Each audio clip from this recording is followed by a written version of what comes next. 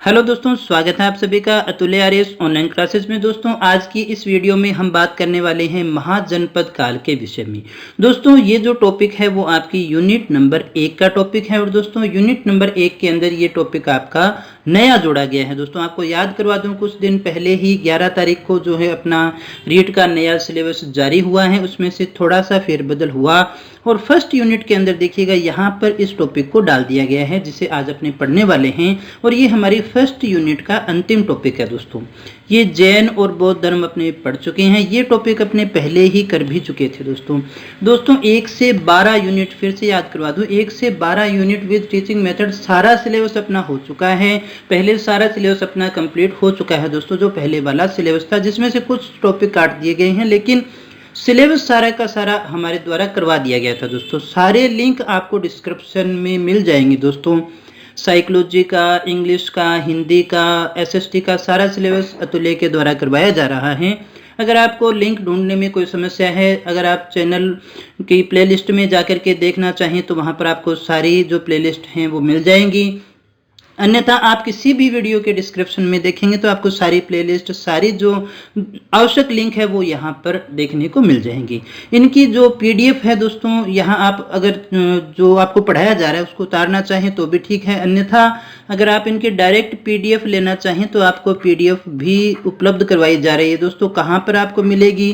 तो आपको Telegram channel पर ये उपलब्ध करवाई जा रही है। दोस्तों, टेलीग्राम चैनल का नाम क्या है? दोस्तों, जो अपने यूट्यूब चैनल का नाम है वही टेलीग्राम चैनल का नाम है, अतुल्य आर्यस के नाम से है। दोस्तों, यहाँ पर आपको सारे जो पीडीएफ है वो अवेलेबल करवा दी गई है, वहाँ पर जाकर के आप डाउनलोड करके पढ़ सकते हैं।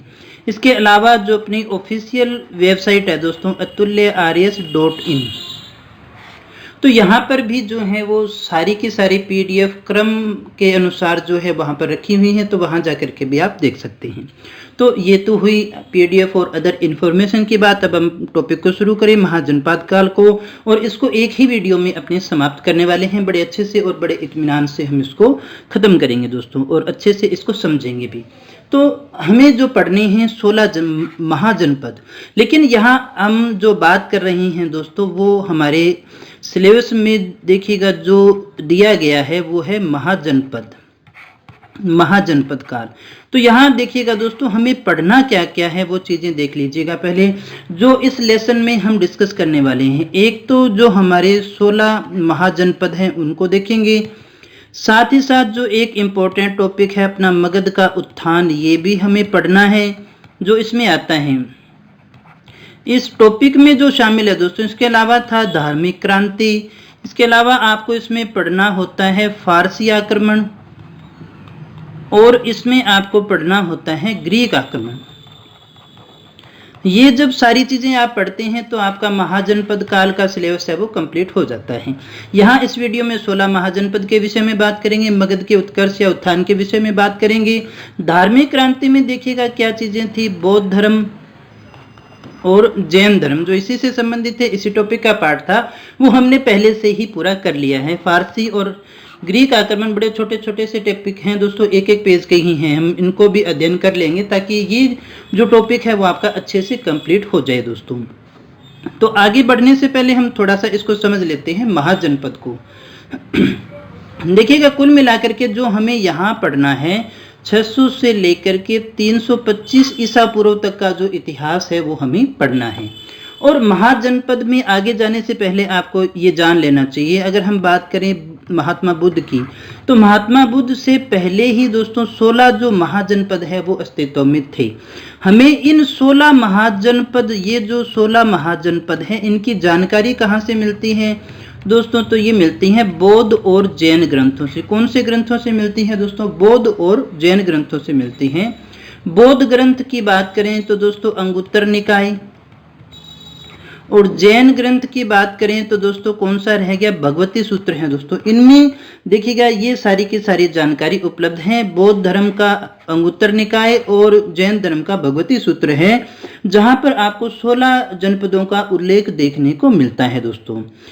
थोड़ा बहुत अंतर है, कुछ में एक दो चीज़ों का फर्क है, लेकिन आपको ये 16 महाजनपदों की जो जानकारी है वो इन दो ग्रंथों में मिलती है। तो सबसे पहला प्रश्न आपसे यही पूछा जा सकता है कि 16 महाजनपद का जो उल्लेख है वो हमें कहाँ मिलता है। बौद्ध ग्रंथ में भी मिलता है और जैन ग्रंथों में भी मिलता है। बौद्ध में अंगुत्तर निकाय और जैन के अंदर हमने भगवती सूत्र के विषय में बात की है दोस्तों।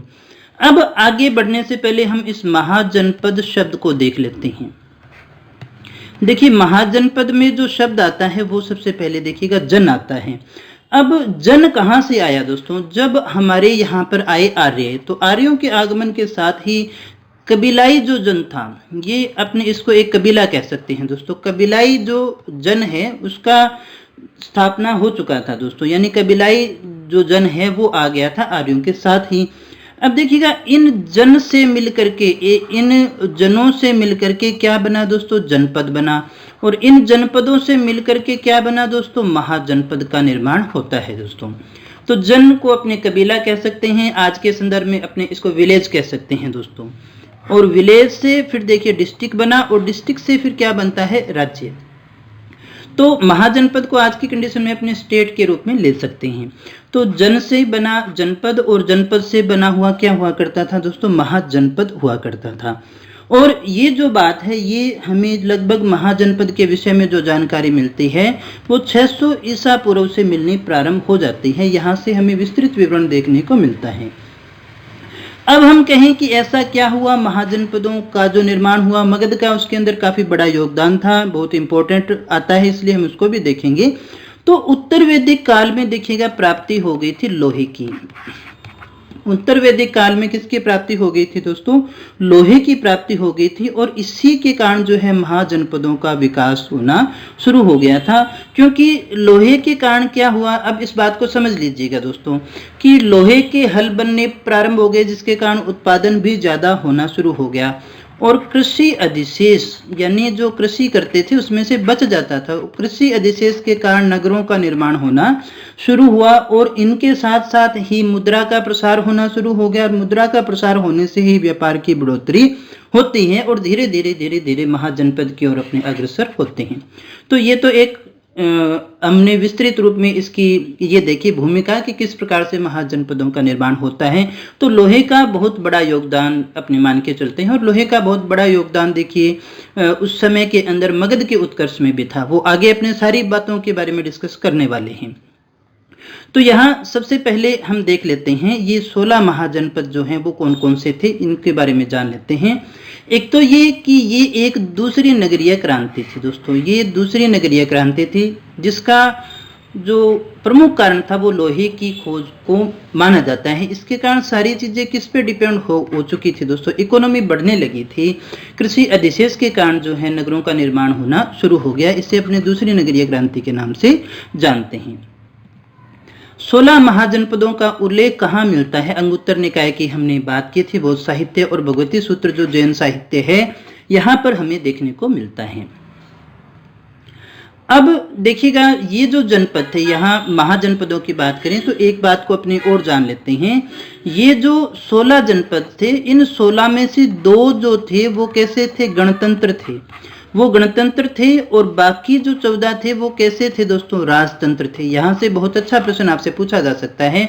तो फिर गणतंत्र वाले कौन से थे दोस्तों? वो कौन से महाजनपद थे जिनमें गणतंत्र था? एक तो आता था वज्जी और दूसरा था मल्ल।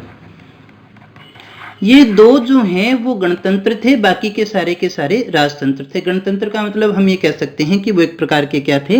लोकतंत्र थे दोस्तों। और लोकतंत्र होने का ये बहुत ज्यादा प्रसिद्ध नहीं थे, लोकतंत्र चलते नहीं थे। सबसे अच्छा जो उस समय है, वहाँ के मुनि जो उस समय के थे, जो ऋषि लोग हुआ करते थे, विद्वानों के द्वारा राजतंत्र को बेस्ट माना जाता था, इसलिए राजतंत्र आपको ज्यादा देखने को मिलेगा। और गणतंत्र अब वहां उस समय आ चुका था दोस्तों। लेकिन आप यहाँ ये भी देख सकते हैं कि भारतीय लोकतंत्र की जो शुरुआत है वो कब से हो चुकी थी, कब से हमें इसको देखने को मिलता है। और ये जो हमारे 16 जनपद हैं, अगर आपसे पूछा जाए इनमें से सबसे शक्तिशाली कौन सा था दोस्तों, तो वो मगध था। ये इंपॉर्टेंट फैक्ट हैं जिनके विषय में अपनी चर्चा कर रहे हैं। सबसे अगर शक्तिशाली पूछा जाए, सबसे शक्तिशाली कौन सा था दोस्तों, तो वो था देखिए मगध। एक और आपको याद रखना है, अश्मक। अश्मक जो महाजनपद है दोस्तों, ये दक्षिण में था।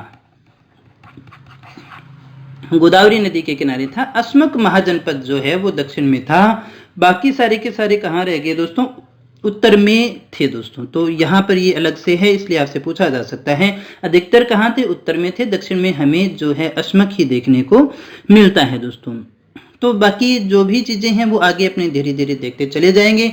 तो महाजनपद हैं वो दो प्रकार के देखे गए हैं, गणतंत्र और राजतंत्र। गणतंत्र किस में था, वज्जी में था और मल्ल में था दोस्तों। बाकी 14 जो है ज्यादातर राजतंत्र थे और राजतंत्र को अच्छा भी माना जाता था। और उस समय जो सबसे शक्तिशाली जो महाजनपद था वो हम किसके रूप में देखते हैं, मगध के रूप में देखते हैं। अब आगे हम देख लेते हैं महाजनपद और उनकी राजधानियों के विषय में। हालांकि ये चर्चा अपने पहले जब हमने राजस्थान में जनपद को देखा था तो वहां पर भी की थी दोस्तों, वहां पर भी ये सारी चीजें आपको मिल जाएगी। तो 16 हैं, उनकी राजधानियों को याद कर लीजिएगा। ये फैक्ट हैं दोस्तों, याद आपको करने ही पड़ेंगे। इनमें से कोई एक आधा क्वेश्चन पूछा जा सकता है। तो यहाँ है कंबोज, कंबोज की राजधानी हाटक या फिर अपने राजपुर कह सकते हैं। दूसरा आता है गांधार और गांधार की है तक्षशिला। कुरु, कुरु का है इंद्रप्रस्थ या फिर हस्तिनापुर के नाम से जानते हैं अपने। फिर है पांचाल, पांचाल में अहिछत्रपुर या कापिल्य का नाम आता है।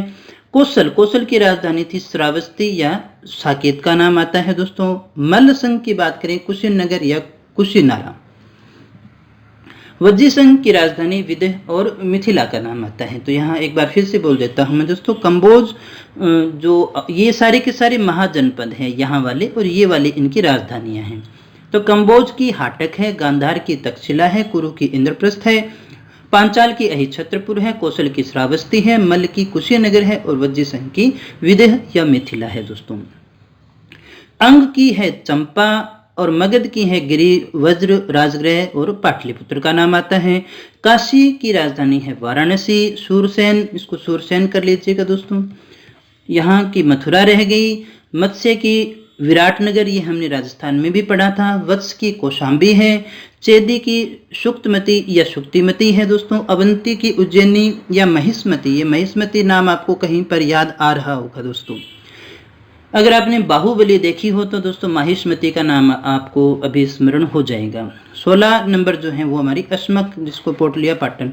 अस्मक की चर्चा अभी हमने की थी ना दोस्तों। अस्मक कौन सा था, जो साउथ में था दोस्तों। बाकी सारे के सारे किधर रह गए हमारे, वो उत्तर में है दोस्तों। तो ये 16 महाजनपद हैं जिनकी आपको राजधानियों को याद करना है। यहाँ से प्रश्न पूछा जा सकता है। हम इनको डिटेल में भी देखेंगे, सारी चर्चा करने वाले हैं आज, अपने आराम आराम से देखेंगे सारी चीज़ों को। यहाँ आप मैप के अंदर इन सभी को देख सकते हैं। तो ये कंबोज आ गया, गांधार, कुरु, मत्स्य, सूरसेन, पांचाल, मल्ल, कौशल, वज्जी, अंग, मगध, काशी, वत्स, चेदी, अवंती और अस्मक को आप देख सकते हैं जो हमारे साउथ में रह गया। तो ये जो हमारे हैं 16 महाजनपद हैं।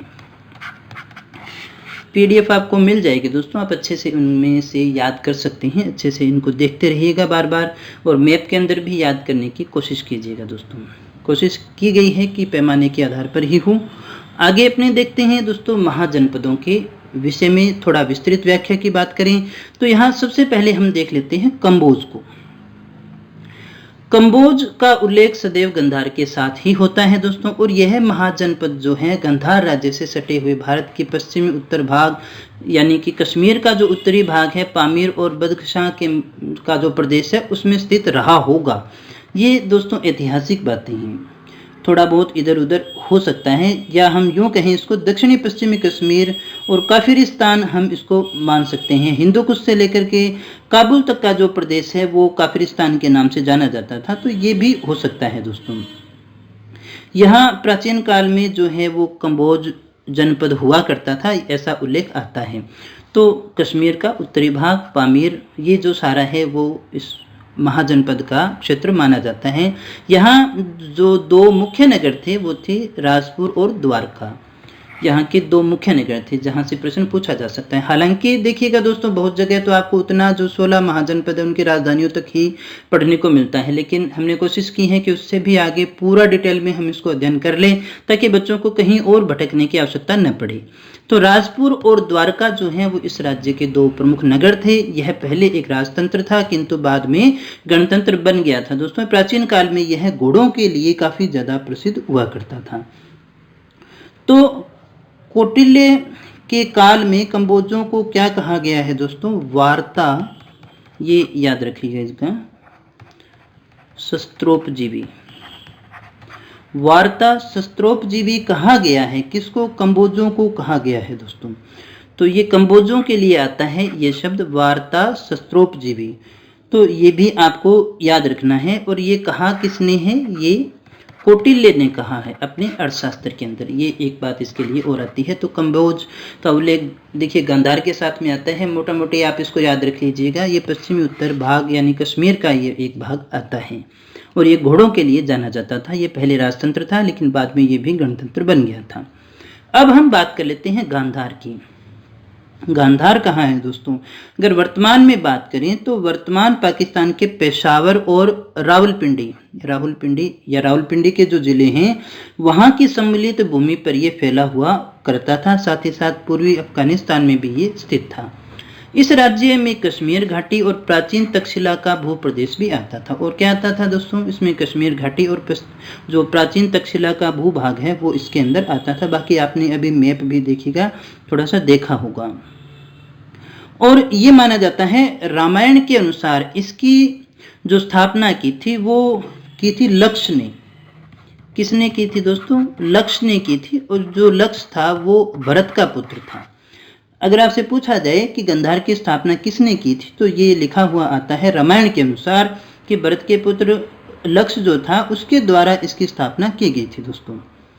और ये जो जनपद है वो व्यापार और शिक्षा दोनों का ही मुख्य केंद्र था, जिसका उदाहरण अपने तक्षशिला को देख सकते हैं। इसकी राजधानी भी तक्षशिला थी और तक्षशिला का विश्वविद्यालय जो है उस समय शिक्षा का प्रसिद्ध केंद्र हुआ करता था।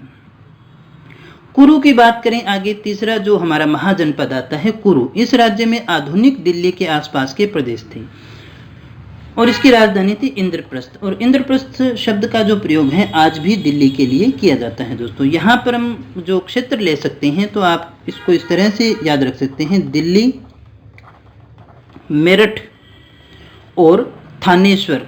दिल्ली, मेरठ और थानेश्वर के जो भूभाग हैं वो कुरु महाजनपद में शामिल हुआ करते थे और इनकी राजधानी हुआ करती थी इंद्रप्रस्थ। और महाभारत में अगर बात करें, महाभारत काल के अंदर हस्तिनापुर जो है वो भी इसमें शामिल हुआ करता था दोस्तों। तो इंद्रप्रस्थ आज भी हमें गांव के रूप में वहां देखने को मिल जाता है दोस्तों। इसकी राजधानी इंद्रप्रस्थ थी, जिसकी स्मृति आज भी दिल्ली के निकट इंद्रप्रस्थ गांव में हमें सुरक्षित मिलती है।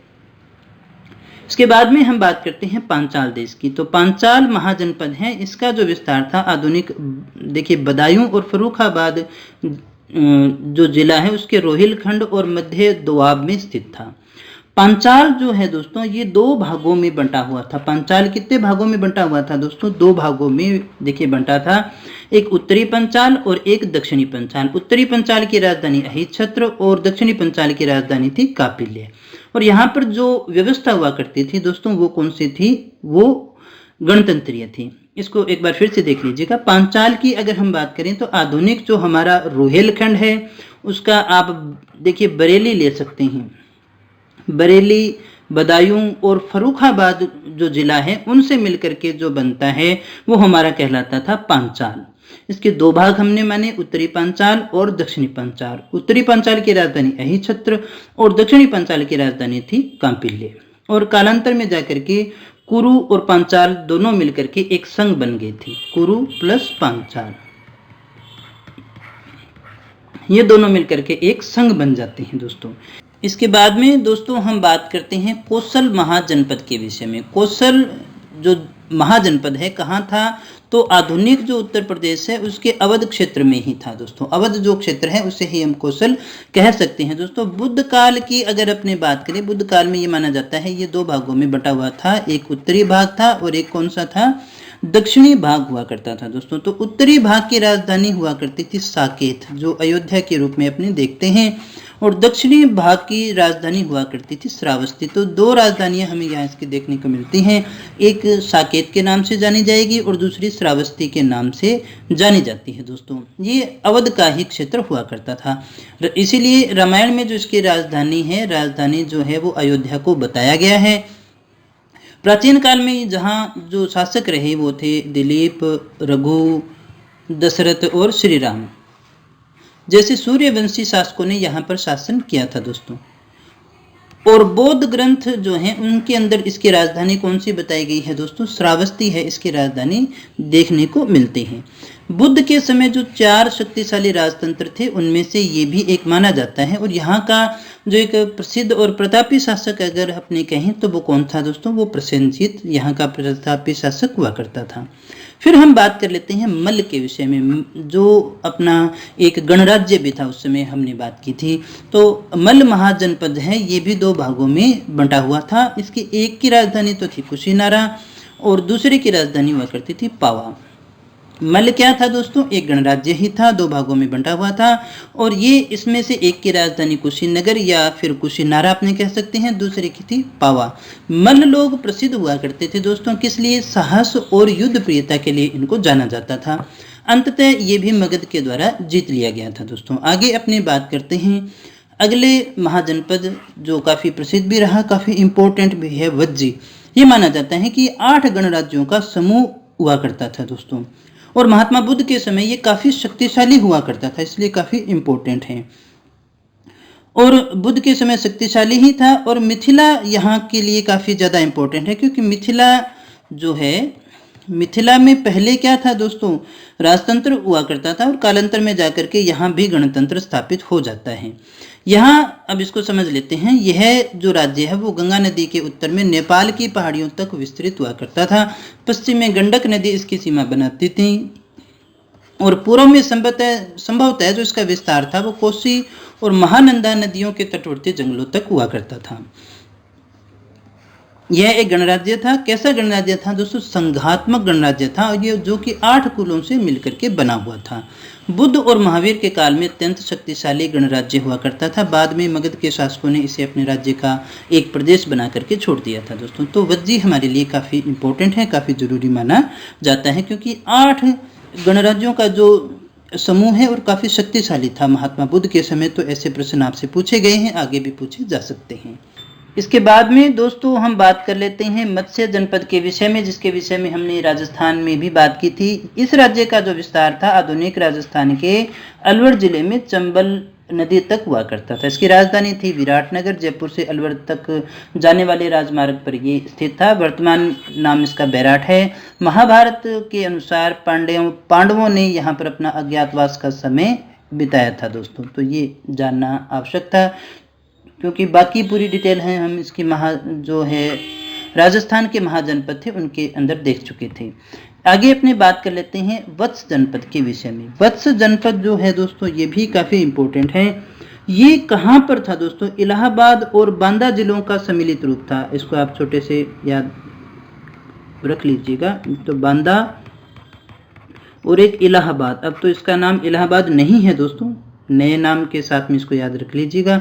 तो यहाँ ये जो राज्य है वो गंगा नदी के दक्षिण में काशी और कौशल के पश्चिम में स्थित हुआ करता था। इसकी राजधानी कौशाम्बी थी। इसकी राजधानी कौन सी थी? कौशाम्बी, जो व्यापार के लिए काफी ज्यादा जानी जाती है। इसीलिए मैंने कहा काफी महत्वपूर्ण था, क्योंकि ये व्यापार के लिए जाना जाता है दोस्तों। और हमने ये भी कहा था महाजनपदों के उत्कर्ष के अंदर व्यापार का बहुत बड़ा योगदान था, कृषि अधिशेष का बहुत बड़ा योगदान था, लोहे की खोज का बहुत बड़ा योगदान था। कौशाम्बी जो है वो इलाहाबाद से लगभग 48 किलोमीटर की दूरी पर स्थित है। बुद्ध के समय यहाँ का राजा कौन हुआ करता था? उदयन। उदयन भी काफी इंपॉर्टेंट है दोस्तों, इसको भी देखेंगे अपने। जो बड़ा शक्तिशाली और पराक्रमी था। इसकी मृत्यु के बाद में मगध ने इस राज्य को हड़प लिया था। वत्स का राज्य भी बुद्ध के समय 4 प्रमुख राजतंत्र जो थे उनमें से एक माना जाता है। इसके बाद में चेदी के विषय में बात कर लें दोस्तों, तो ये जो है आधुनिक बुंदेलखंड के पश्चिमी भाग में स्थित था। चेदी महाजनपद की बात करें तो दोस्तों ये आधुनिक जो हमारा बुंदेलखंड है उसके पश्चिमी भाग में स्थित था और इसकी राजधानी थी शक्तिमती। इसे बौद्ध साक्ष्य में सोती थोती भी कहा गया है। दोनों एक जैसे से ही नाम है तो याद रह जाएंगे। चेदी जो लोग हैं उनका उल्लेख हमें ऋग्वेद में भी देखने को मिलता है। महाभारत में यहाँ के राजा शिशुपाल का उल्लेख भी किया गया है, जिसके शासनकाल में बहुत उन्नति हुई थी दोस्तों। इसी समय इस वंश की एक शाखा कलिंग में भी स्थापित हुई थी। तो चेदी कहाँ है दोस्तों? आधुनिक बुंदेलखंड के पश्चिमी भाग में स्थित था। इसकी राजधानी थी शक्तिमती। ये आपको विशेषतः याद रखना है। इसके बाद में दोस्तों अगला जो हमारा आता है 15वां अवंती महाजनपद आता है। इस राज्य के अंतर्गत वर्तमान उज्जैन का भूप्रदेश और नर्मदा घाटी का कुछ भाग आता है और ये राज्य भी दो भागों में बटा हुआ था। उत्तरी भाग की राजधानी थी उज्जैन और दक्षिणी भाग की राजधानी थी महिष्मती दोस्तों, जिसकी चर्चा अभी हमने की थी। बाहुबली वाली ही महिष्मती, यह नाम याद रह जाएगा दोस्तों। बुद्धकालीन 4 शक्तिशाली राजतंत्र थे, उनमें से यह भी एक था। बाद में ये भी मगध राज्य में सम्मिलित कर लिया जाता है। तो देख सकते हैं अपने दोस्तों मगध कितना इंपॉर्टेंट था। अंतिम की बात करें, अश्मक। अश्मक किस लिए जाना गया है दोस्तों? हमने बिल्कुल प्रारंभ में बात की थी कि ये एक ही था जो दक्षिण भारत में था, बाकी सारे उत्तरी भारत में हमें देखने को मिलते हैं। गोदावरी नदी के तट पर स्थित हुआ करता था। इसकी राजधानी पोतली या फिर पोटन या फिर पोदन, जो भी नाम आ जाए उसको देख लीजिएगा, एक ही जैसे नाम है। अवंती ने बाद में इसे अपने राज्य में मिला लिया था। तो ये दोस्तों 16 महाजनपद थे, राजधानियां हमने देख ली, उनकी डिटेल भी हमने देख ली है। आगे जो हमने इसका दूसरा पार्ट पढ़ना है वो है मगध का उत्थान। मगध कैसे उत्कर्ष होता है और कैसे आगे बढ़ करके आता है, इसमें क्या क्या योगदान रहा था। सबसे पहले तो हम ये देख लेते हैं कि मगध के उत्थान के कारण क्या थे। नंबर 1 तो उसका सामरिक महत्व था दोस्तों, युद्धों के लिए जाना जाता है। और सबसे बड़ी बात थी, हमने कहा लोहे की खान का मिलना। अब लोहा एक बहुत ये कह सकते हैं बहुत बड़ी खोज थी उस समय की। अब जैसे मान लीजिएगा लकड़ी के हल चलाएं, फिर तांबे के हल चलाएं और फिर लोहे के हल चलाएं, तो फिर सबसे ज्यादा कामयाब कौन सा होने वाला है दोस्तों? तो लोहे की तो खान ही मिल गई थी, इसलिए कृषि अधिशेष भी उत्पन्न हो पाया था दोस्तों। यहाँ आप ये भी समझ सकते हैं, सबसे पहले हमने सिंधु घाटी सभ्यता को देखा, फिर हमारे पास में आई थी वैदिक सभ्यता, फिर उत्तर वैदिक आती है और फिर आता है अपना महाजनपद काल। तो देखिएगा वैदिक के अंदर मुख्य चीज क्या थी दोस्तों? धर्म था, तो बाकी चीजों की तो बात ही नहीं है। धीरे धीरे आगे चल करके धर्म का महत्व क्या हो गया, इस समय महाजनपद काल के समय देखिएगा दोस्तों धर्म में परिवर्तन हो गया। इस समय दोस्तों कौन आ चुके थे? बुद्ध और जैन जैसे लोग आ चुके थे, बुद्ध और जैन जैसे महात्मा आ चुके थे दोस्तों। और ये महाजनपद जो है वो किसकी तरफ चल पड़ा? अब इसमें क्या प्रदान हो गई थी दोस्तों? इकोनॉमी। और हमने ये पढ़ा भी था जब बुद्ध और जैन देखे थे, दोनों ने ही आर्थिक सुधारों की बात की थी, अर्थ संबंधी बातें भी इन्होंने की थी दोस्तों। तो इसलिए महाजनपदों का उत्कर्ष हुआ क्योंकि यहाँ पर जो था इकोनॉमी प्रदान हो गई थी दोस्तों। तो यहाँ लोहे की खान मिल गई, जिसके कारण जो है व्यापार वगैरह बढ़ना ज़्यादा शुरू हो गया था। इसके बाद में देखें कृषि में नई तकनीकों का इस्तेमाल हुआ, जिससे कृषि अधिशेष बढ़े, नगरीय क्रांति होने शुरू हो गई। प्राकृतिक सुरक्षा भी थी। मगध एक इस प्रकार की लोकेशन थी कि वो पहाड़ियों आदि के द्वारा जो है वो सुरक्षित रह सकता था दोस्तों। रूढ़िवादी नहीं था। अभी हमने बात भी की थी, बुद्ध और जैन जो थे उनके कारण जो पुरानी रूढ़िवादिताएं थी वो टूटती जा रही थी, इसलिए भी इसका विकास हो पाया था। नदियों का बहाव क्षेत्र था, पानी खूब था और जंगल खूब हुआ करते थे दोस्तों, इसलिए लकड़ी कोयले वगैरह यहाँ से अच्छे से मिल पाते थे। इसके अलावा देखिएगा नदियों का प्रयोग सिंचाई और नौकायन में ये किया करते थे। कुल मिलाकर के इकोनॉमी इसके कारण इनकी अच्छी हो चुकी थी। खनिज कोयला भी यहाँ था और उपजाऊ मैदान भी थे, जिस कारण अर्थव्यवस्था बढ़ी। और सबसे इम्पोर्टेंट थी मगध के आसपास में हाथी। अब देखिएगा दोस्तों हाथी उस समय काफी इंपॉर्टेंट था। जो ये कहा जाता है कि युद्ध के अंदर सबसे पहले हाथियों का जो प्रयोग है मगध के द्वारा ही किया गया था। अब याद करके देखिए, एक तो सामने से सैनिक आ रहे हैं पैदल और एक आए हाथी के ऊपर, तो दोस्तों प्रभाव पड़ेगा या नहीं पड़ेगा? तो इसी कारण से इसका भी उत्थान हो पाया था दोस्तों। और सबसे बड़ी बात है यहाँ के शासक जो थे वो कैसे थे? महत्वाकांक्षी होना बहुत ही आवश्यक है। अगर आप में किसी चीज की महत्वाकांक्षा ही नहीं है तो फिर आप क्या कर पाएंगे? और महत्वाकांक्षी होने के साथ में उद्यमशीलता भी जरूरी है। हम ये कहें कि महत्वाकांक्षा रीट की तैयारी करने की महत्वाकांक्षा तो हमारे अंदर है, लेकिन तैयारी के लिए उद्यमशीलता नहीं होगी तो फिर क्या सिलेक्शन हो पाएगा दोस्तों? तो दोनों चीजें यहाँ के शासकों में थी, इसलिए मगध का उत्थान होकर के आता है। अब यहाँ इसके जो वंश हैं उनको थोड़ा थोड़ा देख लेते हैं ताकि हमारा किसी भी प्रकार का कोई मैटर छूटे नहीं। तो यहाँ हर एक वंश की बात करें अपने, सबसे पहले यहाँ के प्रतापी शासक को देख लेते हैं, बिंबिसार। बिंदुसार नहीं दोस्तों, बिंबिसार की अपनी बात कर रहे हैं। नाम में कंफ्यूज आपको नहीं होना है। इस वंश का ये पहला प्रतापी शासक माना जाता है। छोटा ही है दोस्तों, टॉपिक ज्यादा बड़ा नहीं है ये, अपने अभी इसको जल्दी ही कंप्लीट कर लेंगे। इसे श्रेणिक या क्षेत्रोजस के नाम से जाना जाता था। तो पहला प्रतापी शासक कौन हुआ? बिंदुसार। किस नाम से जाना जाता? श्रेणिक या क्षेत्रोजस के नाम से जाना जाता था। और ये पहला साम्राज्यवादी शासक भी माना जाता है। बिंबिसार ने देखो कौशल बिंबिसार ने क्या किया? बिंबिसार ने सबसे महत्वपूर्ण काम किया कि उसने क्या किया? विवाह किया। तो कई किए थे इसलिए इंपॉर्टेंट है दोस्तों। एक तो इनका आ गया प्रसेनजीत की बहन कौशला देवी के साथ में, दूसरा आया लिच्छवी राजकुमारी चेलन्ना के साथ में, और तीसरा आया खेमा या क्षमा के साथ में। तो 3 विवाह इनके यहाँ देखने को मिलते हैं। इनके हैं दोस्तों, राजा के हैं, इसलिए आपको याद करने पड़ेंगे। कौशला देवी प्रसेनजीत की बहन थी, एक लिच्छवी राजकुमारी चेलन्ना, और तीसरी थी क्षमा या खेमा। बिंबिसार ने कौन से देश को जीता था? अंग देश को जीता था, और यहाँ पर अपने पुत्र अजातशत्रु, ये याद रखिएगा दोस्तों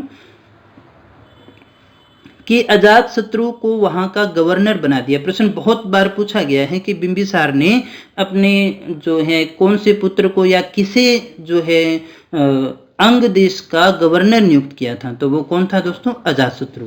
मगध की जो आरंभिक राजधानी थी वो देखिए गिरिभद्र या राजगृह के रूप में देखते हैं। बिंबिसार ने अपने चिकित्सक जीवक को अवंती के शासक प्रद्योत की चिकित्सा में भी भेजा था दोस्तों। तो ये हम देख सकते हैं आज भी, जैसे कोई आपदा आती है तो हम अपने डॉक्टर भेजते हैं, एक दूसरे राज्य को सहायता पहुंचाते हैं, तो ये उस समय भी चलता था दोस्तों। आगे अपनी बात करें दोस्तों अजातशत्रु की। अजातशत्रु ने क्या किया दोस्तों? सबसे पहले तो हत्या कर दी अपने ही पिता की, बिंबिसार की हत्या की, और हत्या करने के बाद में ये शासक बना। ये कुणिक के नाम से जाना जाता दोस्तों। और कुणिक क्या होता है दोस्तों? पितृहंता। कौन होता है? पितृहंता। वहाँ की लोकल लैंग्वेज में कुणिक जो है पितृहंता के रूप में आता है, तो इसको कुणिक कहा गया था दोस्तों। इसने काशी पर अधिकार किया। पितृहंता तो था, लेकिन इसने जो एक ये साम्राज्यवादी भी था। इसने वज्जी संघ को भी जीता। अब यहाँ देखिएगा, वज्जी संघ को जीता, लेकिन यहाँ पर जो उसका मंत्री था वस्कार, उसने क्या किया? वैशाली के लिच्छवियों में फूट डालने का कारण किया, जिसके कारण ही वज्जी पर विजय संभव हो पाई थी दोस्तों। और इसी युद्ध के अंदर अजातशत्रु ने 2 हथियारों का इस्तेमाल किया, रथमुसल और महाशिलाकंटक। नाम तो खतरनाक है ना दोस्तों। किस प्रकार के हो सकते हैं? तो याद कर लीजिएगा, कौन सी मूवी, एक ही नाम आता है बाहुबली, तो वहां पर आपने अलग अलग प्रकार के हथियार देखे होंगे, उसी प्रकार के यहाँ हथियार इस्तेमाल होते थे। तो रथमूसल था और महाशिलाकंटक नामक हथियारों का इसके द्वारा इस्तेमाल किया गया था। लिच्छवियों से सुरक्षा के लिए राजगृह में दुर्ग का निर्माण भी करवाया। अजातशत्रु ने राजगृह में सप्तपर्णी गुफा में प्रथम बौद्ध संगीति का आयोजन करवाया था। ये याद रखिएगा दोस्तों, पहली बौद्ध संगीति इन्हीं के समय में हुई थी। अब अजातशत्रु का क्या हुआ दोस्तों? उसके पुत्र ने उसकी हत्या कर दी। अब देखो, जो किया है वो आगे भोगना भी पड़ता है। जब उदयन छोटा था तो उसने देखा कि पापा ने क्या किया है, अपने पापा की हत्या की है, तो इसने भी क्या किया, मतलब पापा हत्या करने के लिए होते हैं, तो इसने फिर देखिए अजातशत्रु की भी क्या कर दी, हत्या कर दी, और फिर शासक बनता है उदयन। उदयन या फिर उदयन एक ही नाम है, और पुराणों और जैन ग्रंथों के अनुसार इसने सोन और गंगा नदी के किनारे पाटलिपुत्र शहर को बसाया था और उसे अपनी राजधानी भी बनाया। ये इसका एक महत्वपूर्ण काम है, पाटलिपुत्र की स्थापना के लिए मान सकते हैं। और ये एक जैन धर्मावलंबी हुआ करता था दोस्तों। कौन था दोस्तों? ये एक जैन धर्मावलंबी था। इसके बाद में दोस्तों हम बात करते हैं नाग दशक की। ये यहाँ का अंतिम शासक था, और शिशुनाग नामक एक अमात्य हुआ करता था, इसने उसे पदच्युत किया और मगध पर अधिकार कर लिया। इस प्रकार से शिशुनाग वंश की नींव डाली, और ये जो वंश था, हर एक वंश था, इसकी क्या हो गई, समाप्ति हो गई, और शिशुनाग वंश आगे आ जाता है। तो थोड़ी बात शिशुनाग वंश की भी अपने कर लेते हैं। शिशुनाग जो था इसका संस्थापक माना जाता है। इसने क्या किया, अवंती को जीता और वज्जियों पर कठोर नियंत्रण करने के लिए पाटलिपुत्र के अलावा वैशाली को भी अपनी दूसरी राजधानी बनाया। यहाँ प्रश्न पूछा जा सकता है कि शिशुनाग ने दूसरी राजधानी किसे बनाया था, तो वैशाली को बनाया था। और ये अपने आप को जनता के द्वारा चुना हुआ शासक मानता था, ऐसे जनता द्वारा चुना हुआ शासक माना जाता था। अभी हमने देखा भी था कि उसको हटा करके ये गद्दी पर बैठा था। फिर आता है इसमें कालाशोक या काकवर्ण का नाम आता है। इसके समय देखिएगा द्वितीय बौद्ध संगीति का आयोजन किया गया था, और पाटलिपुत्र को इसने जो है पुनः राजधानी बनाया था दोस्तों। कालाशोक की मृत्यु हुई। उसके बाद में जो उसके उत्तराधिकारी थे उन्होंने 344 ईसा पूर्व तक शासन किया था और इस वंश का जो अंतिम शासक था वो कौन था? नंदीवर्धन था। और ज्यादा कुछ इस वंश के अंदर हमें पढ़ने को नहीं मिलता है। इसके बाद में दोस्तों आता है नंद वंश। नंद वंश में देखिए पुराणों के अनुसार इस वंश का संस्थापक जो था वो महापद्मनंद था और ये एक शूद्र शासक हुआ करता था। पुराणों में इसे सर्वक्षत्रांतक भी कहा गया है। ये नाम याद रख लीजिएगा किसे कहा गया है। इसे दूसरा भार्गव भी कहा गया है, यानी परशुराम का अवतार भी कहा गया है। सर्वक्षत्रांतक यानी क्षत्रियों का दमन करने वाला। ये कौन से धर्म का अनुयायी था? जैन धर्म का अनुयायी माना जाता है। और खारवेल का जो हाथी गुफा शिलालेख है उसके अनुसार कलिंग पर आक्रमण किया और वहां से प्रतीक के रूप में जिनसेन की जो मूर्ति है वो साथ में ले आया था। दोस्तों पाणिनि अष्टाध्यायी का रचनाकार वो इसी के समकालीन था जिसने अष्टाध्यायी लिखी थी। फिर हम धनानंद के विषय में बात करें दोस्तों, तो धनानंद से तो हम सभी परिचित हैं। चाणक्य का अपमान किया था। चाणक्य इसके समय दान विभाग का मुखिया हुआ करता था और इसने जनता पर अत्यधिक टैक्स भी लागू किए थे। 322 ईसा पूर्व में चाणक्य ने चंद्रगुप्त मौर्य की सहायता से धनानंद की हत्या करवा दी और धनानंद के समय ही 326 ईसा पूर्व में सिकंदर ने पश्चिमोत्तर भारत पर आक्रमण किया था। दोस्तों तो इस प्रकार से इस वंश का अंत हो जाता है। इसके बाद में दोस्तों हम बात कर लेते हैं फारस आक्रमण की। हमने अभी देखिए मगध उत्कर्ष को देख लिया है। अब हमारे दो टॉपिक बच जाते हैं, वो भी बिल्कुल छोटे छोटे से ही हैं। दोस्तों फारस आक्रमण की बात कर लें तो यहाँ पर देखिएगा हखामनी वंश के शासक डेरियस ने 518 ईसा पूर्व के आसपास जो है सिंध के आसपास के क्षेत्रों पर अपना अधिकार कर लिया था और उसे अपना प्रांत बनाने का कार्य किया था। हेरोडोट्स के अनुसार यहाँ से उसे 360 टैलेंट सोना प्राप्त होता था, यानी लगभग 32 किलो ईंट के बराबर ये उठता था। दोस्तों एक टैलेंट राजस्व, यहाँ से टैक्स उसको वसूल होता था। फारस आक्रमण की जानकारी जो है हमें 3 अभिलेखों में मिलती है, नक्शे रुस्तम, बेहिस्तून, परसिपोल्सी या फिर पेरिप्लस। तो यहाँ से हमें जानकारी प्राप्त होती है। डेरियस के पुत्र जरखचीज ने भारतीय धनुर्धरों को अपनी सेना में शामिल किया था। दोस्तों तो यहाँ इसका नाम याद रखना है आपको, डेरियस का, और ज़्यादा कुछ इसमें है नहीं। दोस्तों ग्रीक या यूनानी आक्रमण की बात करें तो सिकंदर का नाम काफ़ी ज़्यादा इंपॉर्टेंट है। कहाँ का शासक था दोस्तों? तो मकदूनिया या मैसेडोनिया का ये शासक था। गांधार के शासक आम्बिय ने इसके सामने आत्मसमर्पण किया था। झेलम, वितस्ता या फिर हाइडेस्पीस का जो युद्ध है वो 326 ईसा पूर्व हुआ था। किसके मध्य हुआ था? सिकंदर और पोरस के मध्य लड़ा गया था। ये परीक्षा में काफी बार आपसे पूछा जाता है।